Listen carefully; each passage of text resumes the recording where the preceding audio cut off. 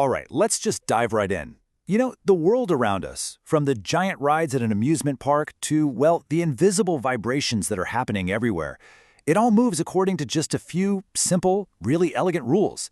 So today, we're going to use those rules to decode the physics of motion.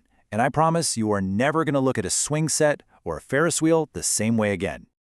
So let's start with a feeling I'm pretty sure you've had. You're on a Ferris wheel, right?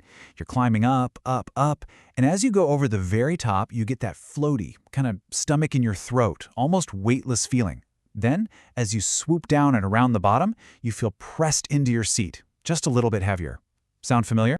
Well, guess what? That is not just in your head. That feeling is totally 100% real. It's measurable. And to really get why it happens, we need to take a close look at what's going on with a rider at the very top and the very bottom of that wheel. But before we can unlock the secrets of the Ferris wheel, we need to grab a couple of tools from our physics toolbox. Don't worry, we just need a couple of the main ideas to get us going.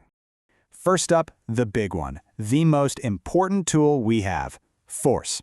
And really, it's simple. A force is just a push or a pull. If you want to change how something is moving, speed it up, slow it down, change its direction, you need a force. And this little formula right here, F equals ma, well, that's the master key to pretty much everything we're about to talk about. Now, forces basically come in two main flavors. You've got your contact forces. Think about your foot literally making contact with a soccer ball. And then you have these mysterious field forces that can act across empty space. And the most important one for our story today is, you guessed it, gravity. That constant pull the Earth has on you, no strings attached. All right, toolbox is ready. Let's start going in circles. We are now ready to figure out exactly what forces are acting on you during that Ferris wheel ride. Okay, let's zoom in on the very bottom of the ride first. There's kind of this battle of forces going on. First, you've got the constant downward pull of gravity. That's just your weight. And pushing back in the other direction is the seat itself. We call this upward push the normal force, and it is absolutely key to what you feel.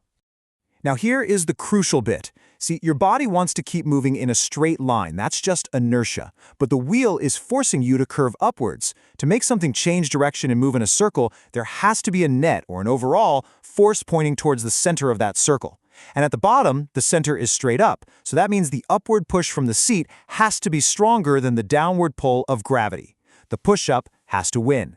And get this, we can actually calculate exactly how much stronger it is. For a pretty standard Ferris wheel, the seat pushes up on you with a force that's about 1.09 times your normal weight, and your brain interprets all that extra push as you being heavier. So you literally feel 9% heavier at the bottom. Wild, right? Okay, so what about the top of the ride? Well, up here, the center of the circle is straight down below you. So to keep you moving along that curve, the net force also has to point down. Now, gravity is already pulling you down, so the seat is actually getting some help. The forces are kind of working together now. And that right there is the secret to that weightless feeling. Gravity is now doing most of the work for you, pulling you toward the center and keeping you on that circular path. And because gravity is doing all the heavy lifting, the seat just doesn't have to push up on you very hard at all. And again, the numbers prove it. At the very top, the push from the seat is only about 91% of your actual weight. That reduced push is exactly what you feel. So for that one moment, you really are 9% lighter. That feeling? Totally real. So, the Ferris wheel, that's a constant, repeating, circular motion. It's a fundamental type of movement. But what about another kind of repeating motion? I'm talking about oscillations. You know, the wobbles, the vibrations, all the back and forth movements you see everywhere, from a guitar string to a swaying bridge. Of course, if you pluck a guitar string, it doesn't just vibrate forever, does it? It eventually fades out and stops. Well, there's a name for that: damped oscillation. In the real world, things like air resistance and friction, they act like a brake, and they slowly suck the energy out of a vibrating system until it just comes to a rest. But what if we decided to fight back against that damping? What if, instead of just letting the vibration die out, we add energy back into the system with a series of perfectly timed pushes? Well, that brings us to one of the most powerful and coolest concepts in all of physics: resonance. The secret ingredient here is all about timing. Resonance is what happens when you add energy to something at its own natural frequency, the frequency it wants to vibrate at. Just think about pushing a kid on a swing. You don't just shove them randomly, right? You time your pushes to match the rhythm of the swing. And with each perfectly timed push, the swing goes higher and higher and higher. That's resonance. And this graph shows the effect perfectly. So the bottom axis here, that's the frequency of our push.